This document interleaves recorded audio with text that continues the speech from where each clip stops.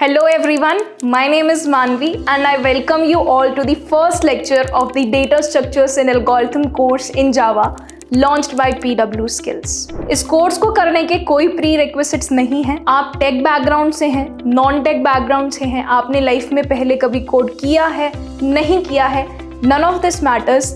आप ये कोर्स शुरू कर सकते हैं और कोड करना सीख सकते हैं। आज के वीडियो में हम डिस्कस कर रहे होंगे कि प्रोग्रामिंग होती क्या है, What are the applications of programming, अलग अलग तरह के प्रोग्रामिंग पैराडाइम्स कौन कौन से हैं, and then we will talk about Java, जो इस कोर्स की मेन लैंग्वेज है जावा, उसके कुछ फीचर्स हम डिस्कस करेंगे and at the end we will be discussing the architecture of Java, जिसमें हम JVM, JDK और JRE के अराउंड डिस्कशन कर रहे होंगे। So without further ado, programming होती क्या है, चलिए एक एनालॉजी के थ्रू समझने की कोशिश करते हैं।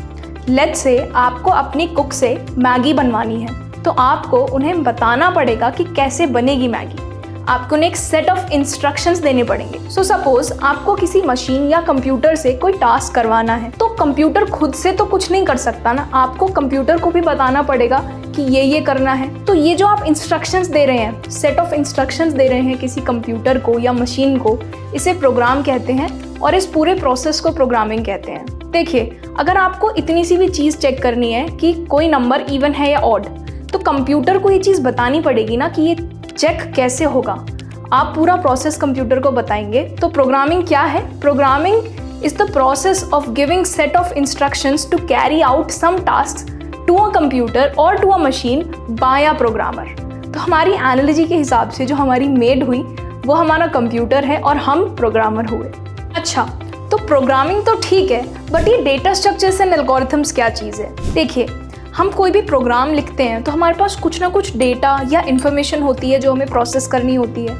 तो डेटा स्ट्रक्चर्स डिफाइन करते हैं एक तरीका to store and organise this data efficiently. और जब भी हम कोई प्रोग्राम लिख रहे हैं तो हम कोई लॉजिकल फ्लो लिख रहे हैं। इस लॉजिकल फ्लो को डिटरमाइन करती हैं एल्गोरिथम्स। आप ऐसा समझिए कि data structures and algorithms are the foundational blocks of a big building named as programming. In fact, सारी बड़ी कंपनीज जैसे गूगल, फेसबुक, Amazon, माइक्रोसॉफ्ट, ये सब डेटा स्ट्रक्चर्स एंड एल्गोरिथम्स के क्वेश्चंस पूछती हैं अपने इंटरव्यूज में। और आने वाले लेक्चर्स में हम data structures and algorithms in depth पढ़ने वाले हैं और बहुत सारे रिलेटेड क्वेश्चंस भी सॉल्व करने वाले हैं। Now what are the applications of programming and why should you even learn to code? अगर आप अपने आसपास ही देखेंगे तो आपको हजारों एप्लीकेशंस दिख जाएंगी प्रोग्रामिंग की। And also you can earn a handsome amount of money by making a career in programming. Now going back to our cook and Maggi वाला एग्जाम्पल, आपको मैगी बनवानी थी कुक से, तो आपने कुक को इंग्लिश या हिंदी में इंस्ट्रक्शंस दे दिए। पर अगर आपको कंप्यूटर से कोई टास्क परफॉर्म करवाना है तो आप उसको इंग्लिश या हिंदी में इंस्ट्रक्शंस नहीं दे सकते, क्योंकि कंप्यूटर ABCD 1 2 3 ये सब नहीं समझता। कंप्यूटर समझता है सिर्फ 0 और 1 की लैंग्वेज। 0 और 1 की लैंग्वेज मतलब बाइनरी लैंग्वेज या मशीन लेवल लैंग्वेज या low level language. For example, अगर आपको एक सिंपल एडिशन जैसे 5+2 भी कराना है तो आपको ये इंस्ट्रक्शन बाइनरी लैंग्वेज में देना पड़ेगा कंप्यूटर को। आपको 5 को बाइनरी में कन्वर्ट करना होगा, प्लस ऑपरेटर को बाइनरी में कन्वर्ट करना होगा, 2 को बाइनरी में कन्वर्ट करना होगा, तब जाके कंप्यूटर समझ पाएगा कि आप उससे क्या करवाना चाहते हैं। अब एक सिंपल 5+2 को बाइनरी में कन्वर्ट करने में इतनी मेहनत है, तो आप ये सोचिए कि बड़े बड़े प्रोग्राम्स को बाइनरी में कन्वर्ट करके लिखने में कितनी मेहनत होगी। तो बाइनरी में कोड करना is a very tedious task. इसके लिए बनाई गई हायर लेवल लैंग्वेजेस जैसे C++, जावा और पाइथन। हायर लेवल लैंग्वेजेस पढ़ने और लिखने में इंग्लिश जैसी होती हैं, तो हम कोड करते हैं हायर लेवल लैंग्वेजेस में। बट एक प्रॉब्लम अभी भी है, हम कोड कर रहे हैं ठीक है हायर लेवल लैंग्वेज जैसे C++, जावा या पाइथन में, लेकिन मशीन, हमारा कंप्यूटर तो अभी भी मशीन लेवल कोड ही समझ रहा है ना, उसको तो 0 1 ही समझ आता है, उसको तो C++, जावा, पाइथन भी नहीं समझ आएगा। तो इस प्रॉब्लम को, इस बैरियर को सॉल्व करने के लिए हमारी हेल्प करता है एक ट्रांसलेटर। हमारी हाई लेवल लैंग्वेज और मशीन लेवल लैंग्वेज के बीच में एक ट्रांसलेटर बैठा होता है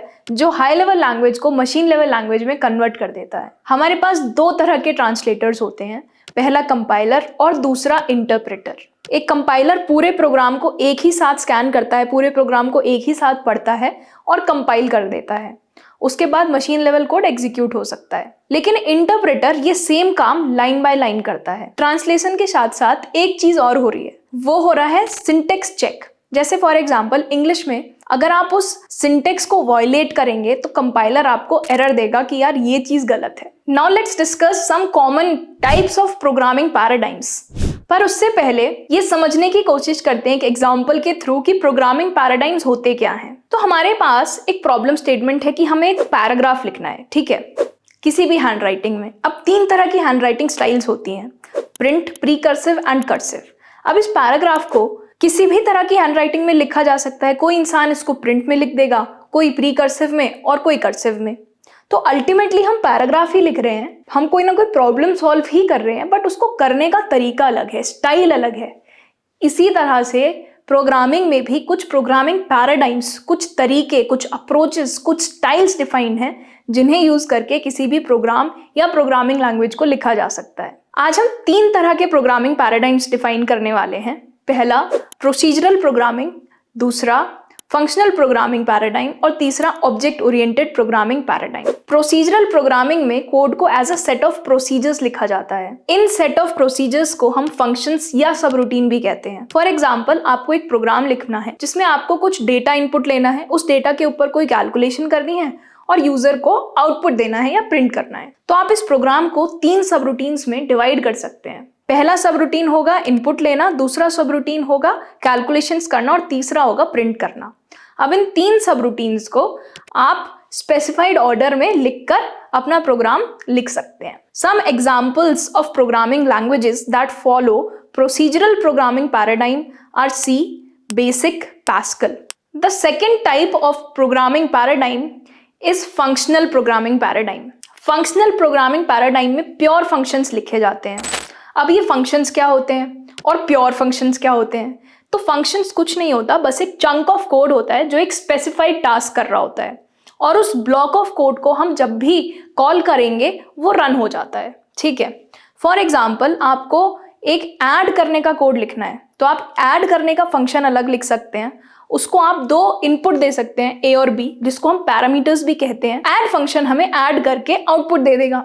सिमिलरली अगर हमें सबट्रैक्ट का फंक्शन लिखना है तो हम सबट्रैक्ट का एक अलग फंक्शन लिख सकते हैं जिसमें अगेन पैरामीटर्स जाएंगे, 2 वैल्यूज ए और बी, और रिजल्ट में हमें उनका आउटपुट मिल जाएगा, ठीक है। तो ये होते हैं फंक्शंस।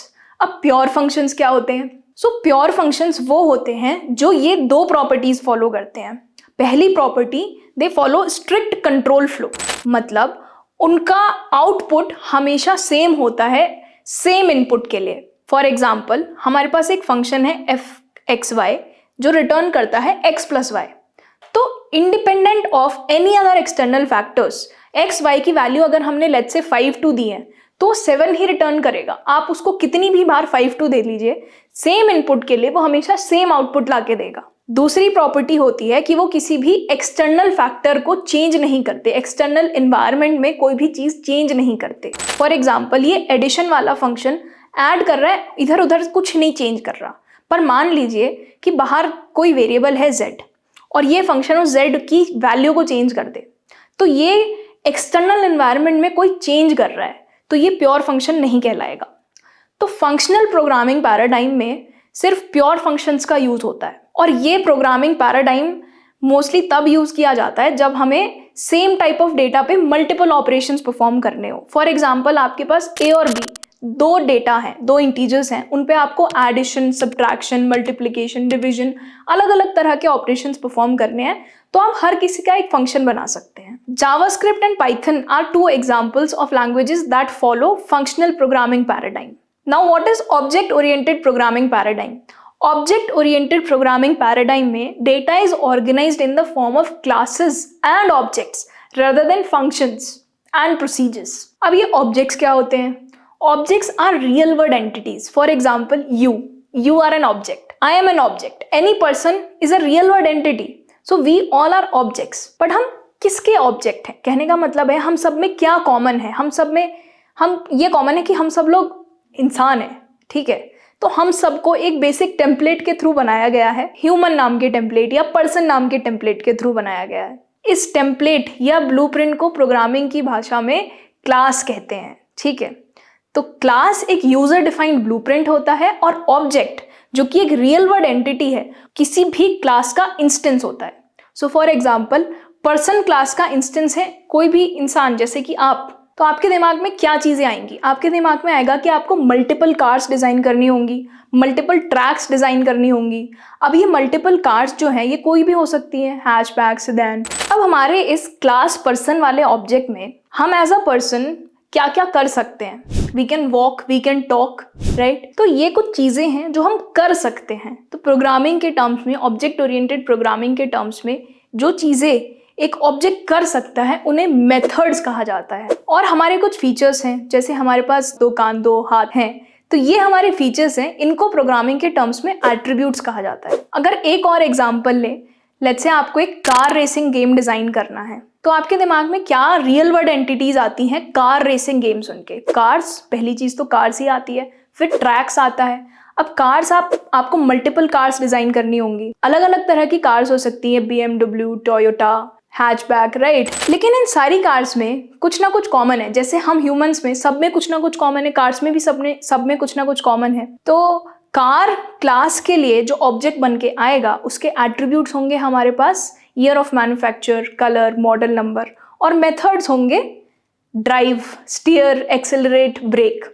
ठीक है, तो ऑब्जेक्ट ओरिएंटेड प्रोग्रामिंग में we represent information in terms of classes and objects. Object oriented programming पे हम आगे की लेक्चर्स में भी एक काफ़ी इन डेप्थ डिस्कशन करने वाले हैं। Java itself is an object oriented programming language. Java के अलावा C++ is also an example of a language that follows object oriented programming paradigm. अब यहाँ एक चीज़ और है समझने वाली कि कोई एक लैंग्वेज ज़रूरी नहीं है कि सिर्फ एक ही पैराडाइम फॉलो करे। कहने का मतलब है कि C++ अगर प्रोसीजरल प्रोग्रामिंग फॉलो करती है तो इसका मतलब ये नहीं है कि वो ऑब्जेक्ट ओरिएंटेड प्रोग्रामिंग पैराडाइम को फॉलो नहीं कर सकती। तो जो C++ है वो प्रोसीजरल के रूल्स को भी फॉलो कर सकती है, वो फंक्शनल के रूल्स को भी फॉलो कर सकती है, और वो object oriented programming also known as OOPS को भी फॉलो कर सकती है। Same goes for Python. Python procedural के रूल्स को भी फॉलो कर सकती है और OOPS के रूल्स को भी फॉलो कर सकती है। And for Java also, Java can follow procedural paradigm, functional paradigm, as well as OOPS paradigm. So these are the different types of paradigms and their examples. Now let's finally talk about Java. Java is a class-based object-oriented programming language. Java में code लिखना, compile करना और debug करना is fairly simple. Java was developed by James Gosling in the year 1995 and it was later acquired by Oracle Corporation. Java multiple fields में use होती है.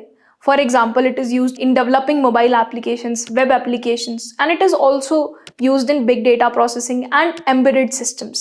तो आप Java सीख के data structures and algorithms तो कर ही पाएंगे, ये सारी चीज़ें भी कर पाएंगे. Now let's talk about some important features of Java programming language.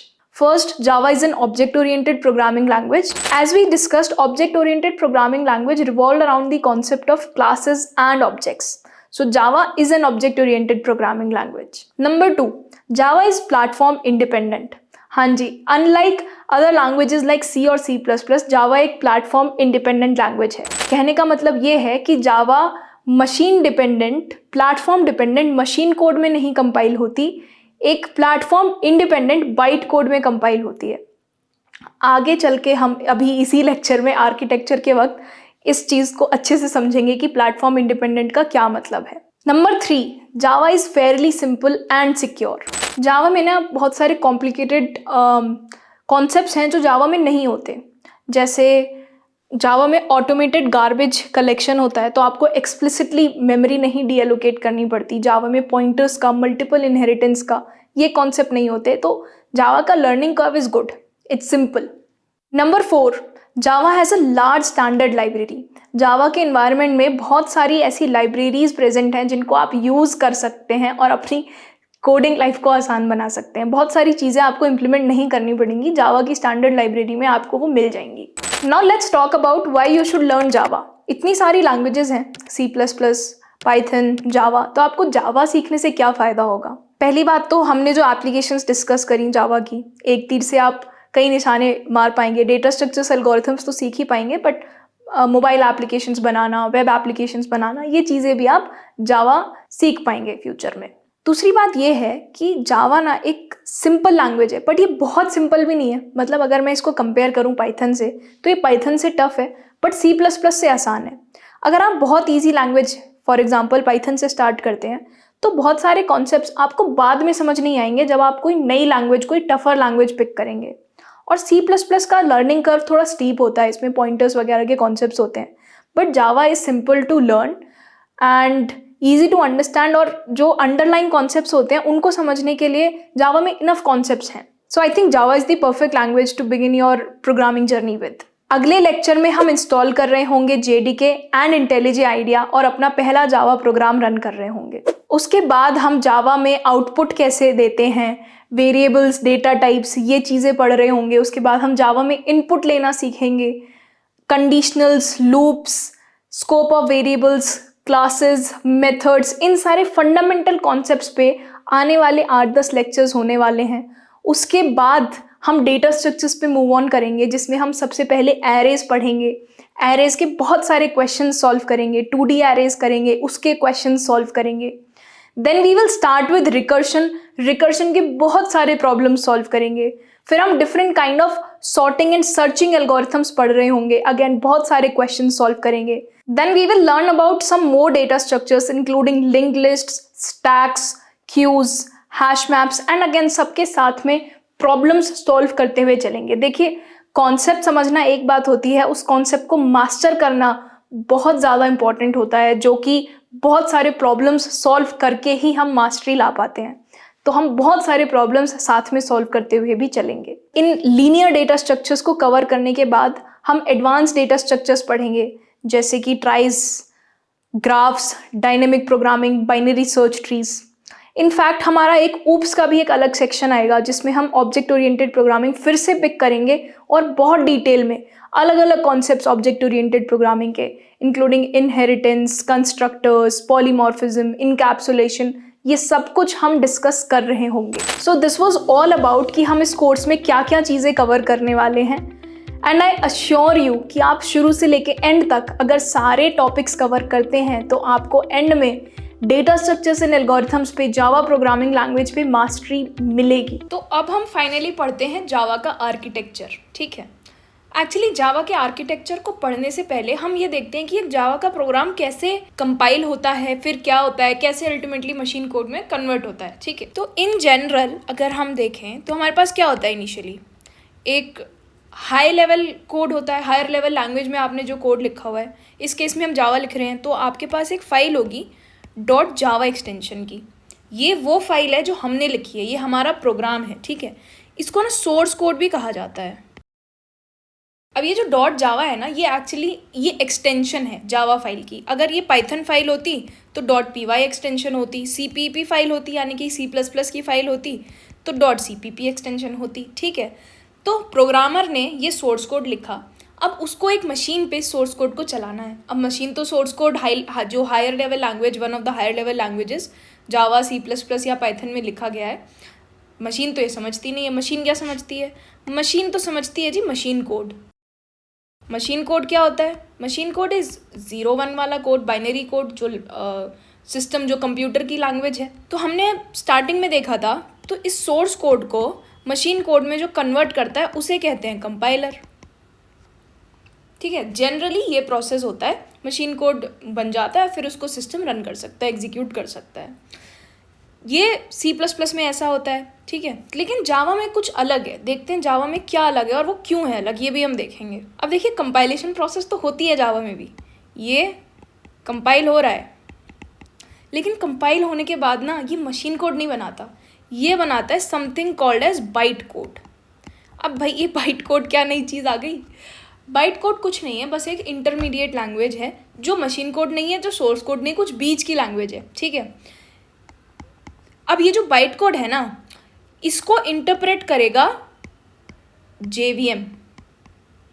इस बाइट कोड को इंटरप्रेट किया जाएगा, कौन करेगा इंटरप्रेट? JVM। अब भाई ये JVM क्या चीज़ है? JVM होता है जावा वर्चुअल मशीन। अभी के लिए आप बस इतना समझ लीजिए कि ये जो बाइट कोड जनरेट हुआ है, इसको रन करने के लिए किसी एक चीज़ की ज़रूरत होती है, और वो चीज़ होता है JVM, जावा वर्चुअल मशीन। और JVM बाइट कोड को इंटरप्रेट करता है, ट्रांसलेट करता है मशीन कोड में, ठीक। और अब देखिए क्या होता है, देखिए ये जो बाइट कोड है ना, ये डॉट क्लास फाइल जनरेट होती है, मतलब इसकी जो एक्सटेंशन है वो डॉट क्लास होती है, कुछ और रॉकेट साइंस नहीं। Dot Java file dot class file में कन्वर्ट हो गई और उस डॉट क्लास फाइल को जेवीएम को दे दिया गया, जेवीएम ने उसको एग्जीक्यूट किया, रन किया, मशीन कोड में कन्वर्ट किया। ठीक है, अब ये क्यों, मतलब ये एक्स्ट्रा स्टेप क्यों, जब C plus plus simply compile कर सकती है और हम भी जावा में भी सिंपल से एक कंपाइलर लगा सकते, तो ये बाइट कोड क्यों घुसा दिया बीच में। अब देखिए, आपने थोड़ी देर पहले मैंने आपको जावा के फीचर्स बताते वक्त ये बोला था कि जावा एक प्लेटफॉर्म इंडिपेंडेंट लैंग्वेज है। ठीक है, जावा एक प्लेटफॉर्म इंडिपेंडेंट लैंग्वेज है। और उसका क्या मतलब बताया था मैंने आपको कि जावा को आप कहीं पे भी कंपाइल कर सकते हैं और फिर उसे किसी और सिस्टम पे रन कर सकते हैं। कहने का मतलब, अगर आप एक विंडोज़ मशीन में जावा का प्रोग्राम कंपाइल कर रहे हैं तो आप उस कंपाइल्ड कोड को ले जाकर विंडोज़ मशीन में, लिनक्स ऑपरेटिंग सिस्टम में, मैक ऑपरेटिंग सिस्टम में कहीं पे भी रन कर सकते हैं। इसका मतलब होता है प्लेटफॉर्म इंडिपेंडेंस। अब ये प्लेटफॉर्म इंडिपेंडेंट क्यों है जावा? साफ शब्दों में कहूँ तो इस बाइट कोड और जेवीएम के कारण ही जावा एक प्लेटफॉर्म इंडिपेंडेंट लैंग्वेज है। अब देखिए, जो हम सी प्लस प्लस से ना कंपेयर करके समझते हैं, जो सी प्लस प्लस में क्या होता है, ये CPP फाइल .exe फाइल में कन्वर्ट हो जाती है और ये exe फाइल हमारा सिस्टम रन करता है। अब प्रॉब्लम क्या है कि जो .exe फाइल है ना, ये हार्डवेयर डिपेंडेंट है। अगर इसको एक विंडोज़ मशीन पे जनरेट किया गया है तो इसको एक विंडोज़ मशीन ही रन कर सकती है। लिनक्स पे जनरेट किया गया है तो लिनक्स ही इसको रन कर सकती है। हार्डवेयर डिपेंडेंट है क्योंकि ये, इसलिए सी प्लस प्लस एक प्लेटफॉर्म डिपेंडेंट लैंग्वेज है। लेकिन जावा में तो ये .exe फाइल होती ही नहीं है। जावा में क्या होता है, बाइट कोड। और ये जो बाइट कोड है, इसको आप किसी भी मशीन पे रन कर सकते हैं। बस प्री रिक्वेस्ट क्या है कि उस मशीन पे जेवीएम होना चाहिए। तो सपोज़ आपने एक विंडोज़ मशीन पे जावा का एक कोड लिखा और उसे बाइट कोड में कन्वर्ट किया, तो हमारे पास एक डॉट क्लास नाम की फाइल आ गई। ठीक, अब मान लो आपके पास एक मैक ओएस मशीन है, Mac OS micro operating system की मशीन है, और एक आपके पास लिनक्स की है, एक आपके पास विंडोज़ की है। अब इन तीनों में ही अगर हम जेवीएम डाल के रखें, यहाँ पे जेवीएम है, यहाँ पे जेवीएम है और इसके अंदर भी जेवीएम है, तो इन तीनों मशीन्स में अगर जेवीएम है तो ये बाइट कोड जो विंडोज़ ने जनरेट किया था कहीं भी रन हो सकता है। ठीक है, इसीलिए जावा को कंपाइल वंस और रन एवरीवेयर लैंग्वेज भी कहा जाता है। अच्छा, प्लेटफॉर्म इंडिपेंडेंट तो है, पर प्लेटफॉर्म इंडिपेंडेंट होने से फ़ायदा क्या है? बहुत बड़ा फ़ायदा है प्लेटफॉर्म इंडिपेंडेंस का। इससे आपका कोड पोर्टेबल हो जाता है। आप इसको किसी भी मशीन से कंपाइल करके बाइट कोड जनरेट किए और पूरी दुनिया में डिस्ट्रीब्यूट कर दीजिए, कोई भी चला सकता है इसको। पोर्टेबल बनता है कोड। ठीक है, तो आई होप आपको समझ आ गया होगा कि जावा प्लेटफॉर्म इंडिपेंडेंट लैंग्वेज क्यों है, बाइट कोड और जेवीएम की वजह से। एक बार दोबारा देखते हैं। सोर्स कोड है, .java फाइल हमारे पास है, उसको कंपाइल किया गया। एक्चुअली जावा के कंपाइलर को ना जावा सी कहते हैं। ठीक है, कंपाइलर ही है, बस नाम बता दिया मैंने आपको। उसने जनरेट करी बाइट कोड, एक dot class file, machine code directly नहीं जनरेट किया। उस बाइट कोड को जेवीएम को दिया गया, जेवीएम ने उसे मशीन कोड में ट्रांसलेट किया। और जो जेवीएम है वो मशीन डिपेंडेंट है। समझिए, जावा मशीन इंडिपेंडेंट है पर जेवीएम मशीन डिपेंडेंट है। अब मैंने मैक ओएस में अलग जेवीएम इंस्टॉल किया, लिनक्स की जेवीएम की डिस्ट्रीब्यूशन अलग है, विंडोज़ की अलग है। ठीक है, तो जिस भी मशीन के पास जेवीएम है वो उस बाइट कोड को रन कर सकता है। तो इस तरह से जावा का प्रोग्राम चलता है। ठीक है, अब आते हैं जावा के आर्किटेक्चर पे। जावा के आर्किटेक्चर के कंपोनेंट्स देखने वाले हैं हम। अब देखिए, जावा के आर्किटेक्चर में ना 3 मेन कंपोनेंट्स होते हैं। पहला जेवीएम, जावा वर्चुअल मशीन, जिसकी बात हमने यहाँ पे भी की थी अभी। दूसरा JRE, जावा रन टाइम इन्वायरमेंट, और तीसरा JDK, जावा डेवलपमेंट किट। एक एक करके देखते हैं। पहले देखते हैं जावा वर्चुअल मशीन क्या है। अभी मैंने आपको बताया था कि जावा वर्चुअल मशीन को हम बाइट कोड पास करते हैं and it runs that byte code, translates into machine code, correct. तो basically JVM provides a runtime environment to execute the bytecode. It runs or translates, you can say, bytecode into machine code. अब JVM में ना कुछ हम थोड़ा सा JVM का structure थोड़ा डिटेल में देख लेते हैं कि JVM में क्या क्या होता है। ठीक है, हमने समझ लिया कि ये एग्जीक्यूट करने के लिए यूज़ हो रहा है, पर कैसे और क्या कंपोनेंट एग्जैक्टली रिस्पॉन्सिबल है उस एग्जीक्यूशन के लिए। तो JVM के 3 मेन कंपोनेंट्स होते हैं। पहला क्लास लोडर, दूसरा कंपोनेंट होता है जेवीएम का मेमोरी एरिया, और तीसरा कंपोनेंट होता है एग्जीक्यूशन इंजन। ये जो एग्जीक्यूशन इंजन है, अब इसके अंदर 3 चीज़ें होती हैं, interpreter plus JIT compiler plus garbage collector. मैं जीसी लिख रही हूँ, दिस इज गार्बेज कलेक्टर, ठीक है। अब ये जेआईटी कंपाइलर क्या है, गार्बेज कलेक्टर क्या है, धीरे धीरे आएंगे। क्लास लोडर क्या है, स्टार्टिंग से देखते हैं क्या होता है ये सब। क्लास लोडर क्या होता है? Class loader is responsible for loading your byte code into the main memory, ठीक है। बस इतना समझ लीजिए अभी ऊपर से, ये बाइट कोड को मेन मेमोरी में लोड करता है। मेमोरी एरिया क्या होता है? देखो, कोई भी प्रोग्राम अगर एग्जीक्यूट हो रहा है ना, कोई भी प्रोग्राम अगर जेवीएम रन कर रहा है, तो वो उसको कुछ ना कुछ मेमोरी एलोकेट करेगा। वो मेमोरी यहाँ एलोकेट होगी, कुछ वेरिएबल्स होंगे, कुछ अलग अलग टाइप की मेमोरीज, मतलब स्टैक, हीप, रजिस्टर्स, उसके डिटेल में जाने की ज़रूरत नहीं है। अभी बस ये समझ लीजिए कि जो मेमोरी एलोकेट हो रही है वो इस कंपोनेंट में एलोकेट हो रही है, यहाँ पे एलोकेट हो रही है। तीसरा पार्ट है एग्जीक्यूशन इंजन, जहाँ एक्चुअल में जो भी हमारा प्रोसेस है इंटरप्रिटेशन का, वो यहाँ हो रहा है। अब इसके अंदर ना 3 चीज़ें होती हैं, इंटरप्रेटर, जेआईटी कंपाइलर, जेआईटी का मतलब होता है जस्ट इन टाइम, और गार्बेज कलेक्टर। धीरे धीरे करके आते हैं।